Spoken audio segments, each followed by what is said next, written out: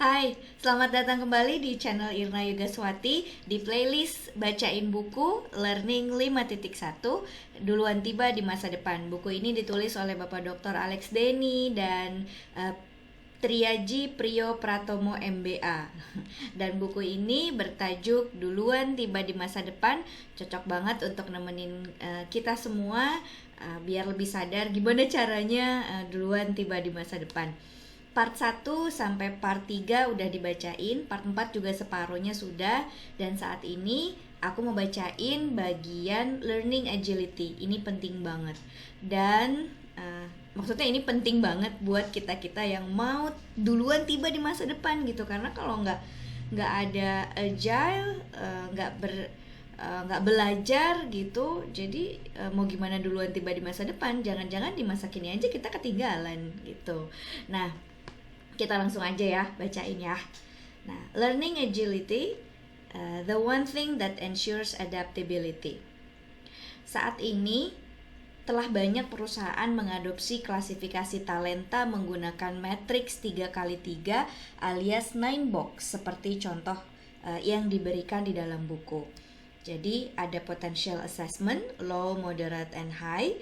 Kemudian ada performance assessment, low, moderate, and high. Nah, untuk 9 box-nya lebih jelasnya gimana mungkin bisa di googling ya setelah ini. Nah, pengelompokan talenta didasarkan pada informasi penilaian kinerja pada sumbu X dan informasi penilaian assessment pada sumbu Y. Ada faktor di 9 box yang menurut saya cukup problematis. Saya tidak mempertanyakan variabel penilaian di sumbu X atau performance assessment karena sumbu X adalah penilaian masa lalu dan jangka pendek, kurun waktu 1 tahun palingan. Kemudian pertanyaan saya lebih kepada apa saja penilaian di sumbu Y atau potential assessment, karena sumbu ini adalah modal jangka panjang sebuah organisasi untuk tumbuh dan berkembang di masa depan melalui potensi yang dimilikinya. Seperti halnya potensi tambang, potensi dalam konteks HR adalah sumber daya yang belum tergali. Setiap orang memiliki variasi, komposisi, dan besar potensi yang berbeda-beda. Potensi adalah cadangan energi manusia yang bila dikembangkan dan dieksploitasi dapat menjadi sumber kekuatan bagi organisasi di masa depan. Banyak yang salah kaprah dengan variabel di sumbu Y ini. Kebanyakan organisasi mengambil jalan mudah dan menggunakan hasil asesmen sebagai satu-satunya ukuran menilai potensi. Padahal, asesmen tanpa development tidak akan menghasilkan apa-apa. Kesalahan yang kedua adalah organisasi banyak yang menelan mentah-mentah hasil asesmen yang dikeluarkan pusat asesmen. Karena proses yang seharusnya dalam asesmen adalah hasil asesmen perlu dilengkapi dengan penilaian atasan atau leaders judgment. Hasil asesmen harus divalidasi atasannya. Sang atasan dapat memberikan komentar apakah hasil asesmen tersebut valid atau tidak. Selain hasil asesmen yang telah melalui proses leaders judgment, saya menambahkan variabel lain di sumbu Y, yaitu learning agility. Mengapa learning agility? Karena hanya mereka yang mau dan cepat mengembangkan kompetensinya yang dapat memastikan organisasi mampu beradaptasi dalam setiap perubahan. Banyak yang berargumentasi learning agility dapat saja menjadi komponen kompetensi yang diakses.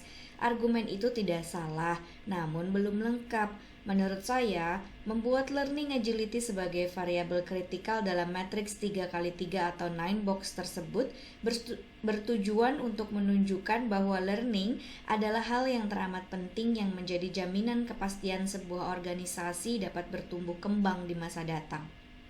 Untuk mengaktifasi budaya belajar tersebut ada banyak caranya, antara lain dengan individual learning wallet, daily exercise, one-stop learning platform, dan 90 to 10 yang akan dibahas lebih detail di bab 4 buku ini. Yang akan dibahas di bab 6 buku ini.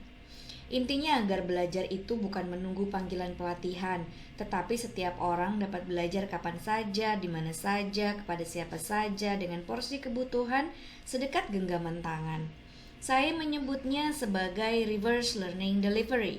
Tugas Learning Center atau Corporate University sesungguhnya adalah memudahkan akses learning kepada setiap orang di dalam organisasi, mengembalikan akuntabilitas learning kepada setiap orang, karena yang paling paham kebutuhan spesifik learningnya masing-masing adalah orang itu sendiri.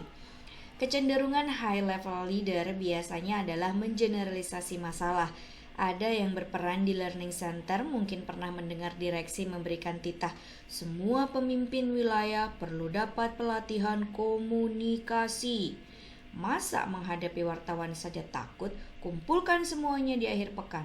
Learning Center, tolong panggil pelatih dan siapkan ruang kelas. Terdengar biasa, tetapi menurut saya titah ini bermasalah. Masalah pertama adalah kata semua. Apa iya setiap pemimpin wilayah punya masalah yang sama? Jangan-jangan direksi itu hanya menemui satu kasus di mana salah satu pemimpin wilayahnya mendapat kesulitan saat menghadapi wartawan. Kedua, dari mana datangnya kesimpulan takut itu? Jangan-jangan itu hanya asumsi saja. Ketiga, apakah solusinya selalu pelatihan? Apakah tidak sebaiknya direksi yang memberi titah ini yang menjadi mentor atau coach dalam hal berkomunikasi menghadapi wartawan? Karena dia punya standar kesuksesan menghadapi wartawan dalam konteks organisasi sendiri.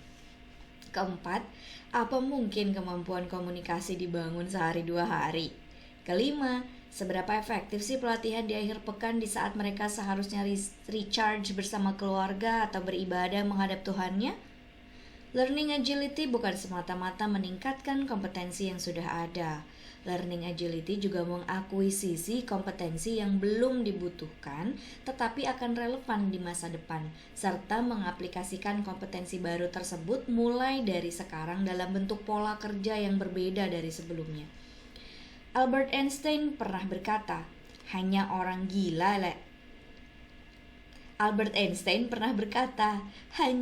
gila yang mengharapkan hasil yang berbeda melalui cara yang sama. Karena itu, setiap atasan wajib mendorong perilaku mencapai hasil berbeda melalui cara yang berbeda dengan eksperimen ilmu-ilmu baru di tempat kerja. Atasan memberikan ruang yang aman bagi timnya untuk beruji coba, memberikan toleransi kegagalan saat mencoba inovasi.